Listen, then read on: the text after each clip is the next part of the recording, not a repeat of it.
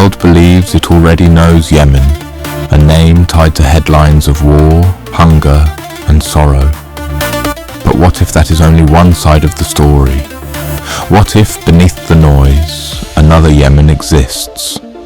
A Yemen not written in breaking news, but carved into stone, whispered in prayer, and blooming in places no map dares to name. A land where cities rise from clay, and mountains guard stories older than scripture. This is not the Yemen the world imagines, sacred, surreal, and still burning with memory. Some places here are so strange, so untouched, they no longer feel like part of Earth. One of them lies just 155 miles off Yemen's southern coast, resting quietly in the Arabian Sea. Socotra, an island so dreamlike it seems shaped by myth rather than geography. Centuries of isolation turned Socotra into a biological time capsule. More than a third of its plant life exists nowhere else on Earth. Its most iconic guardian is the dragon's blood tree, Trichina cinnabari, rising like umbrellas torn from a forgotten sky. On the wind-swept Dixam Plateau, their wide crowns harvest fog from the air, pulling life from mist in a place where water is rare. Legend says the trees sprang from the blood of a wounded dragon, and every cut of their bark still bleeds red, a sacred resin used for healing, for art, and for protection. Some say these trees have stood for centuries, whispering when the wind moves through them, a sound of something ancient still alive. But Socotra is not only stone and silence.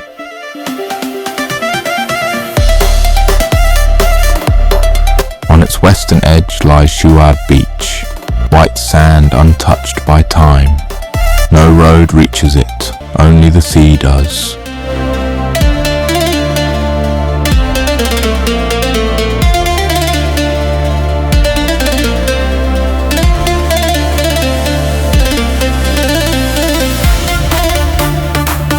Please like and subscribe to our channel. It will encourage us to make more content, so it will be greatly appreciated. So, please like the video and subscribe to our channel. It will help us grow.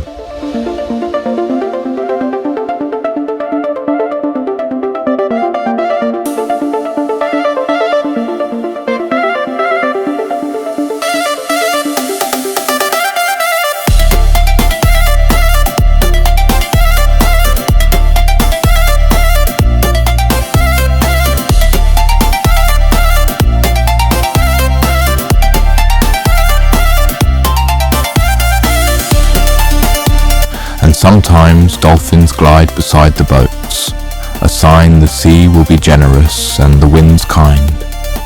Here, the sea is not just a livelihood, it is a living spirit.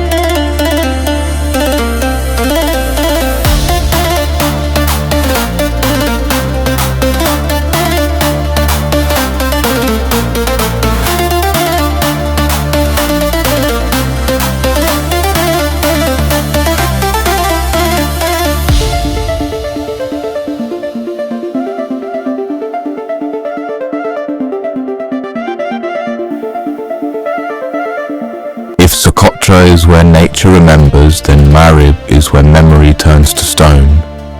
In Yemen's desert, beneath heat that shimmers like memory, lie the ruins of a temple once buried for more than 2,000 years. Mahram Bilqis, the temple of the moon god, and the sacred heart of the ancient kingdom of Saba. Today it is known as the Baran Temple, its 7 pillars rising defiantly from the dust. Locals call it the Temple of the Queen of Sheba,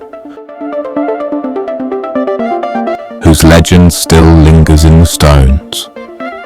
This was once a gateway between the mortal and the divine, a place where incense burned without end and priests watched the moon cycle like a celestial clock. Inscriptions in ancient Sabaean still trace its walls, a testament to a civilization built on trade, astronomy, and the flow of frankincense across continents. For centuries, the sands concealed this temple. Only in the last century did excavations reveal its grandeur, and still the wind moves through the pillars like a voice too ancient to name.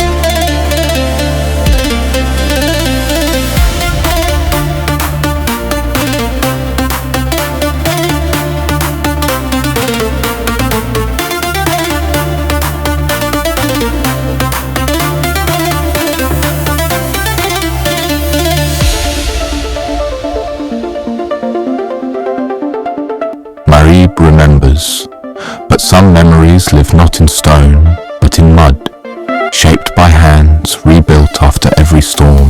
High atop a monolith in Wadi Dawan clings the village of Haid al-Jazil. From afar it looks grown from the rock, a cluster of clay homes balanced on a giant pillar of stone. Built entirely from mud, brick and stone, the village has endured centuries of flash floods, isolation and time. Every crack holds a story, every roof a prayer. At dusk the homes glow like baked clay, and the call to prayer drifts upward through the valley like a thread between earth and sky. Here survival is a rhythm, mixing mud, mending walls, trusting the rock beneath their feet for one more generation.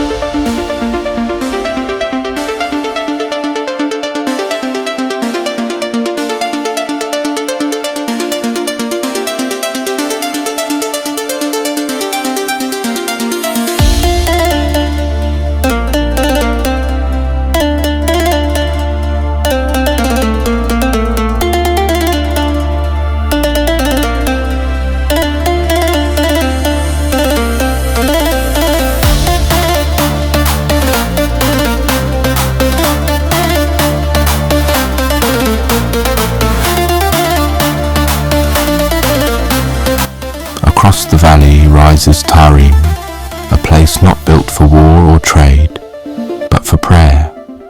A small desert town with more than 360 mosques, it has long been the heart of Islamic scholarship in Yemen. Its scholars travelled across the Islamic world, carrying Yemen's spiritual legacy far beyond its borders.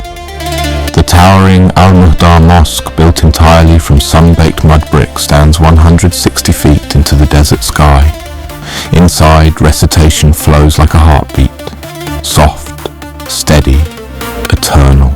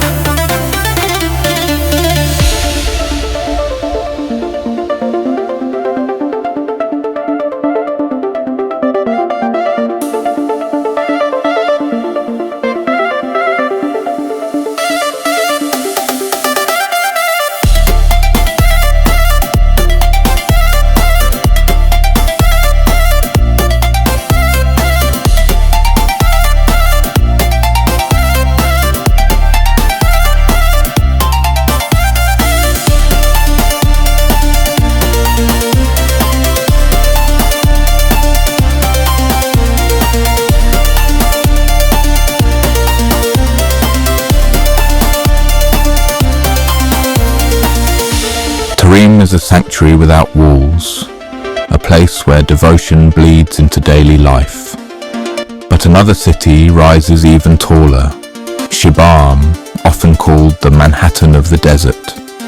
Its skyline of mud brick towers climbs 7 to 9 stories high, shoulder to shoulder like a forest of clay. For 500 years, these structures have stood against floods and storms, held together not by steel, but by memory and care. Each tower leans slightly toward the next, sharing shade, forming a living fortress of mud and faith.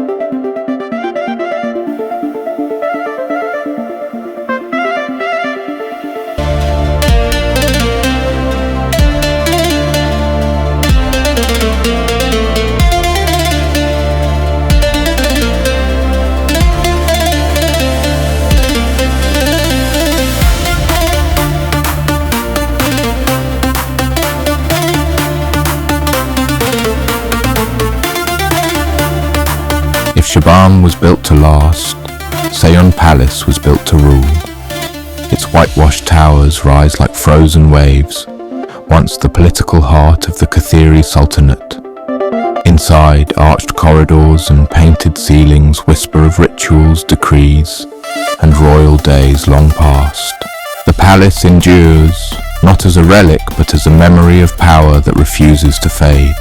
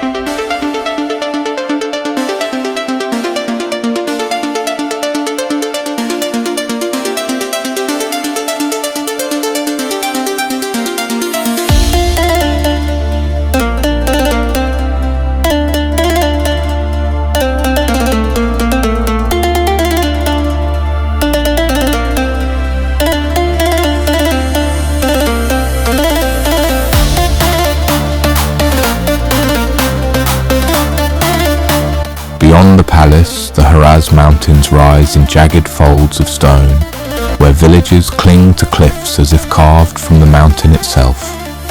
Al-Hajara grows directly from rock, homes stacked without mortar, fitted so precisely they have survived centuries of storms, earthquakes, and time.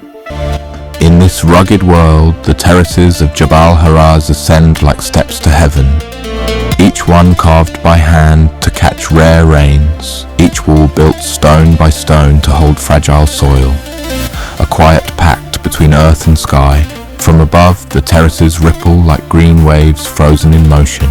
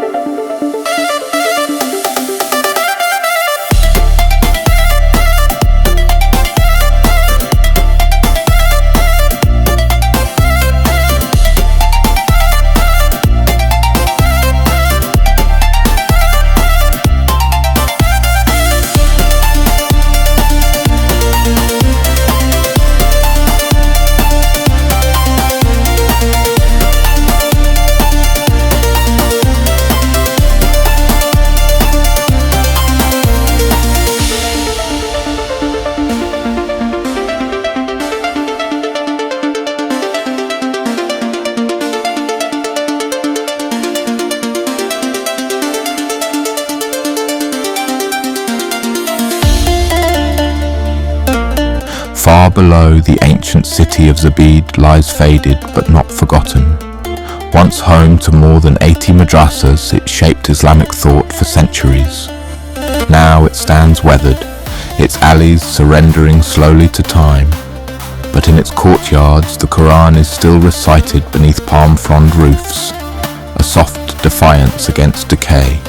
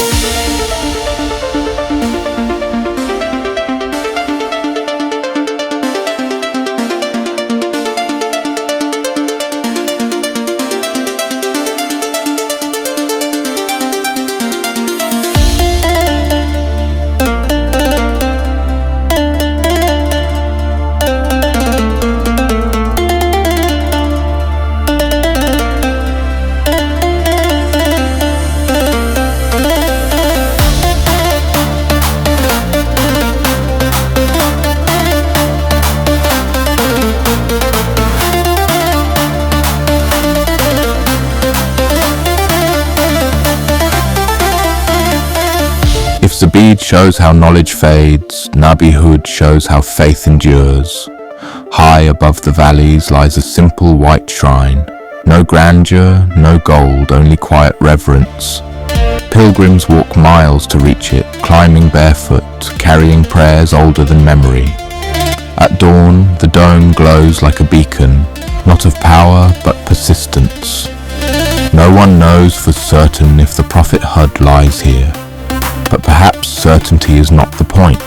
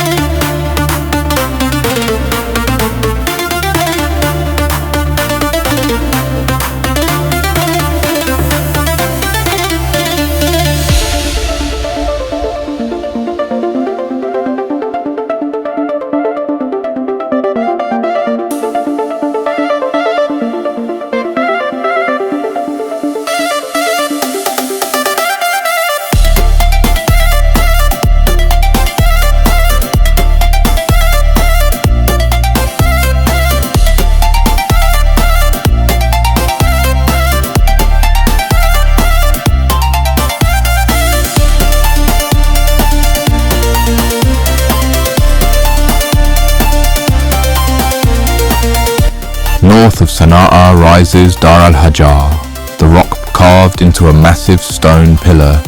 It seems to grow from the mountain itself. Built for survival as much as beauty, it channels spring water through its core and cools its rooms with natural airflow. A masterpiece of architecture shaped by necessity and reverence.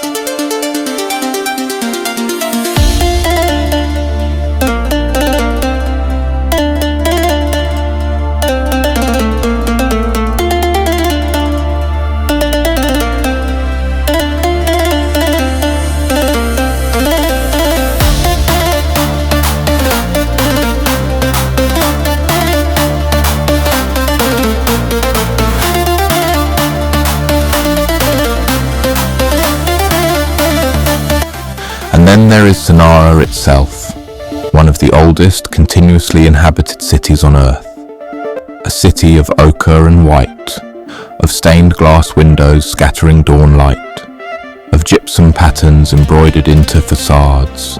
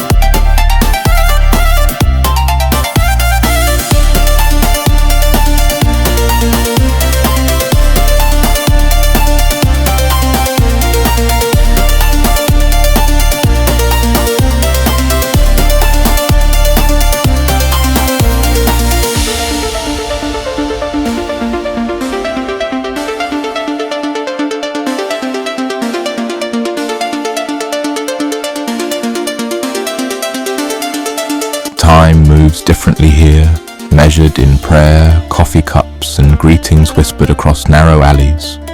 At its heart stands the great mosque of Sana'a, believed by tradition to date to the 7th century. Simple, quiet, enduring. Here, silence speaks louder than stone.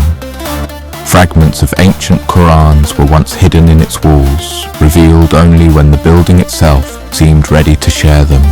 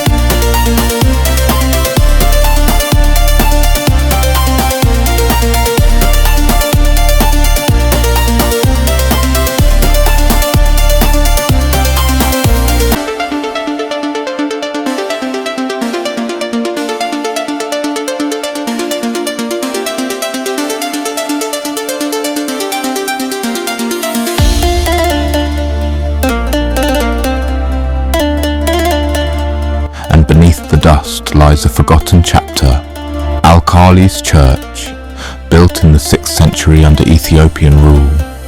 Once adorned with marble and mosaics, now only fragments remain. But even in ruin, its silence feels sacred, reminding us that Yemen was once a crossroads of devotion, where many faiths left their mark. From alien islands to mountain terraces, from desert temples to cities of mud and memory, Yemen is not just a place, it is a journey, through time, through belief, through survival. If every land is a whisper, Yemen is a chorus, low, deep, and unending.